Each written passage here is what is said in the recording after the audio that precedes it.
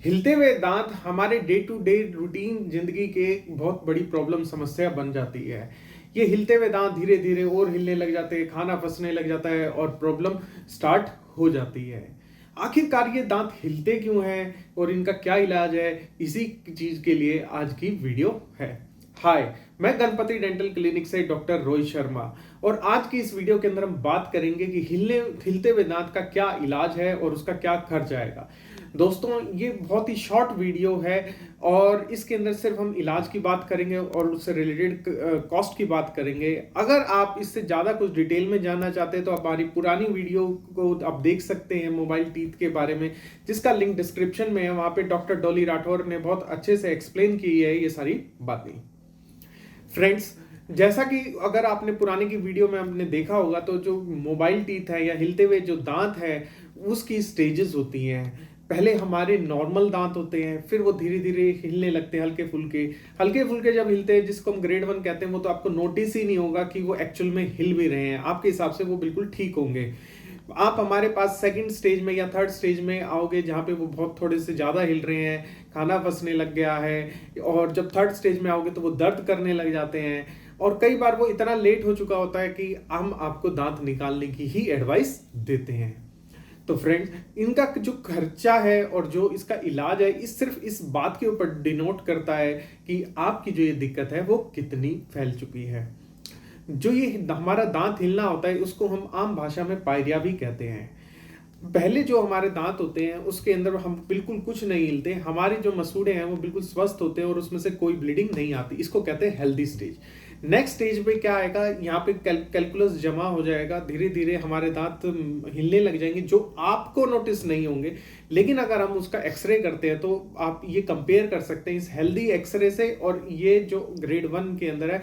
आप देख सकते हैं ये यहाँ पे इंटरडेंटल बोन जो है वो हल्की हल्की खत्म हो गई है, और जो ये हल्की हल्की खत्म हो गई तो ये हमारे प्रॉब्लम स्टार्ट हो चुकी है। दोस्तों, हमेशा याद रखना कि आपके जितने भी घरेलू उपाय हैं, चाहे वो नीम से दातून करना है, चाहे वो घी से मसाज करना है, चाहे वो फिटकरी के कुल्ले करना है, वगैरह वगैरह, अलग अलग जगह पे जो भी आपके घरेलू नुस्खे हैं, आप उसको हेल्दी गम्स को हेल्दी रख सकते हो। लेकिन वो एक बार अगर वो हेल्दी से अनहेल्दी हो जाते हैं या फिर हमारे दांत हल्के फुल्के हिलने लग जाते हैं, तो ऐसा कोई भी वे नहीं है आप घरेलू में जिससे आप उसको रिवर्ट बैक कर सको, दोबारा से हेल्दी स्टेज में लेके आओ।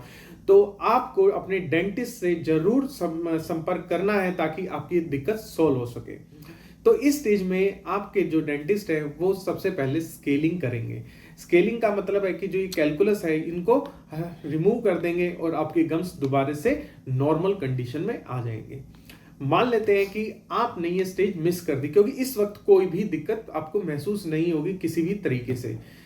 तो आप जब नेक्स्ट टाइम अपने डेंटिस्ट के पास पहुंचेंगे कुछ दिन बाद, तो हो सकता है कि अब आपके दांत हल्के फुल्के ग्रेड 1 हिलने लग गए हों, और जो हम एक्सरे को अगर देखें तो इसमें हल्की फुल्की जो बोन लॉस है और हो गया है।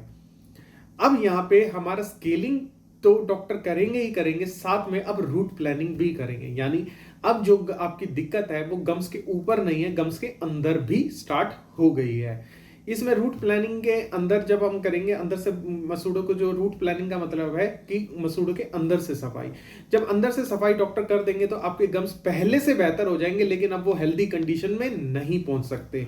तो यहाँ पर आपको अब याद रखना है कि अगर आप घर पे जाके एक्स्ट्रा प्रिकॉशन नहीं लेंगे, जैसे आप फ्लॉसिंग इंक्लूड नहीं करते अपनी लाइफस्टाइल के अंदर, तो आपने जो ये स्केलिंग एंड रूट प्लानिंग कराई है इसका कोई फायदा नहीं होने वाला है।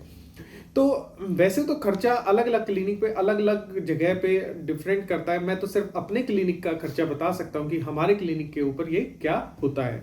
तो हमारे क्लिनिक के ऊपर जो स्केलिंग का खर्चा है वो ₹1000 है, और जो हमारा रूट प्लानिंग का खर्चा है वो ₹2000 है। फिर अगर मान लेते हैं कि किसी पेशेंट ने जो ये ग्रेड 1 स्टेज है, जो हल्की फुल्की बोन लॉस जो हो चुका है, उसको भी नजरअंदाज कर दिया क्योंकि पेशेंट को कोई प्रॉब्लम इस वक्त महसूस नहीं हो रही है, और वो हो जाता है। वो आपके साथ भी हो सकता है और मेरे साथ भी हो सकता है। तो नेक्स्ट स्टेज क्या आती है कि अब बोन लॉस इस एक्सरे में देखिए थोड़ा सा और बढ़ गया है, और अब जो दांत है वो 2 डायरेक्शन में हिलते होंगे। अब पेशेंट को हल्के हल्के अगर वो अपने दांत हिलाएगा तो उसको महसूस होने लग जाएंगे कि ये दांत अब हिल रहे हैं। तो दोस्तों, अब हमने जो अब पहले स्टेज के अंदर क्या था, सिर्फ स्केलिंग स्केलिंग करी थी, जब प्रॉब्लम कैलकुलस तक ही सीमित थी। फिर जब वो कैलकुलस जब गम्स के अंदर चला गया तो स्केलिंग प्लस रूट प्लानिंग आ गई। अब यानी प्रॉब्लम और बढ़ गई है, तो अब तीसरी चीज और ऐड हो जाएगी। इसमें क्या क्या क्या करेंगे हम कि इसके अंदर रूट स्केलिंग करेंगे, रूट प्लानिंग करेंगे और प्लस इसको स्प्लिंट कर देंगे। स्प्लिंट का क्या मतलब है, किसी चीज को बांधना। तो अब हमने डॉक्टर सबसे पहले आपके दांतों की स्केलिंग यानी मसूड़े के ऊपर से सफाई करेगा, रूट प्लानिंग यानी मसूड़े के नीचे से सफाई करेंगे और फिर स्प्लिंटिंग कर देंगे। स्प्लिंटिंग का मतलब एक पीछे से एक दांत पे तार लगा दी जाती है या एक स्ट्रिप चिपका दी जाती है जो आपस में दांतों को बांध के रखता है। जैसे आपने पुरानी कहानी सुनी होगी कि भाई लकड़ी कमजोर थी तो उनको चारों पांचों को इकट्ठे बांध दिया जिससे वो मजबूत हो गई। सेम वे में अगर हम आगे के नीचे के दांतों को 6 दांतों को अगर एक दूसरे से चिपका देंगे तो वो ज्यादा टाइम चलेंगे। इस स्प्लिंटिंग के अंदर जो लगभग खर्चा आता है वो लगभग 5,000 रुपए के आसपास आएगा, प्लस आपके जो स्केलिंग और रूट प्लानिंग का खर्चा इसमें एड ऑन हो जाएगा। तो फ्रेंड्स, इस स्प्लिंटिंग का एक घाटा होता है। वो घाटा क्या है कि अब हमने एक तार एक स्ट्रिप आपके दांतों पे चिपका दी जिससे आपकी जो सफाई करना है वो थोड़ा सा और टफ हो गया है। तो इसके अंदर आपको टाइम टू टाइम ये सफाई भी आपको डेंटिस्ट के पास स्केलिंग करानी पड़ेगी और वो पहले वाले कंडीशन में भी आपको करानी चाहिए जहां पे आपने रूट प्लानिंग करवाई है। ये एक मेंटेनेंस फेज है, अगर आप इस मेंटेनेंस फेज को नहीं लेंगे तो आपके ट्रीटमेंट कराने का कोई फायदा नहीं होने वाला है। आप याद रखना, जितने भी गम्स रिलेटेड जो दिक्कतें हैं वो आपके आफ्टर केयर मतलब कि आप घर पे जाके फ्लॉसिंग करते हो नहीं करते हो, माउथ वॉश करते हो या नहीं करते हो, और टाइम टू टाइम डेंटिस्ट के पास जाके सफाई दोबारा से कराते नहीं कराते, इस बात पे बहुत निर्भर करता है। तो अगर दोस्तों वो स्टेज भी निकल जाती है, ग्रेड 2 स्टेज भी निकल जाती है एंड स्प्लिंटिंग भी नहीं करते, तो बोन लॉस और हो जाएगा जैसे हम इस एक्सरे के अंदर देख पा रहे हैं। और अब जो दांत है अब फर्दर ज्यादा हिलने लग गया है। तो इसके अंदर खाली जो अब रूट प्लानिंग स्केलिंग एंड दांतों को स्प्लिंट करने से काम नहीं चलेगा। हो सकता है कि यहाँ पे इस स्टेज के ऊपर आपको जो डेंटिस्ट है वो सर्जरी को भी एडवाइस करे। सर्जरी के अंदर क्या करा जाता है कि हम आपके गम्स को रिफ्लेक्ट करते हैं, हटाते हैं और उसके अंदर कुछ ग्राफ्ट नकली हड्डी डाल दी जाती है और फिर उसके बाद उनको क्लोज कर दिया जाता है। फ्रेंड्स, जैसे किसी भी सर्जरी के अंदर 2 चीजें हमेशा होंगी, चाहे वो शरीर की किसी भी सर्जरी के पार्ट की बात करें। एक तो वो कॉस्टली होगी और उसके रिजल्ट्स गारंटेड नहीं होते। सेम वे में जो ये सर्जरी है, पेरियो सर्जरी है, इसके भी जो रिजल्ट्स हैं ये गारंटेड नहीं होते। इसमें वो हड्डी कितनी बन पाएगी यही बहुत अनगारंटेड प्रोसीजर है। अगर फिर भी किसी पेशेंट को अगर वो सर्जरी करी जाती है तो वो अपना एक्सपेक्टेड खर्चा 15,000 तो के आसपास तो एक्सपेक्ट कर सकते हैं। फ्रेंड्स, इसके बाद जो ट्रीटमेंट आता है और यानी अब बोन इतनी खराब हो चुकी है कि अब कोई भी तरीके से उस दांत को नहीं बचाया जा सकता है, तो उस स्टेज में तो एक्सट्रैक्शन ही बचती है। इन जो सेकंड एंड थर्ड स्टेज है कि भाई दांत अभी हिल रहे हैं, हल्के फुल्के हिल रहे हैं और आप सर्जरी से बचना चाहते हैं क्योंकि कोई भी सर्जरी नहीं कराना चाहता, तो एक फोर्थ ऑप्शन ये भी हो सकता है कि हम उन दांत की आरसीटी कर देते हैं और उसके ऊपर ब्रिज लगा देते हैं। यानी आपको वो दांत निकलवाना नहीं पड़ेगा लेकिन हमने कैपिंग से उस दांत को जोड़ दिया एक बाकी मजबूत दांतों से, और ये भी एक अच्छा तरीका है। इसमें खर्चा किस बात पे डिपेंड करता है कि आपके कितने दांतों की आरसीटी करनी पड़ रही है और कितनी कैपिंग हम लगा रहे हैं। एक एक्सपेक्टेड खर्चा आप जैसे अगर एक दांत की आरसीटी कर रहे हैं तो 2,000 रुपए के आसपास आएगा, और एक कैपिंग पीएफएम अगर हम कैप लगा रहे हैं तो वो भी 2,000 रुपए का आएगी एक कैप के ऊपर। ज्यादातर ऐसे में 6 कैप्स हमें लगानी पड़ती हैं।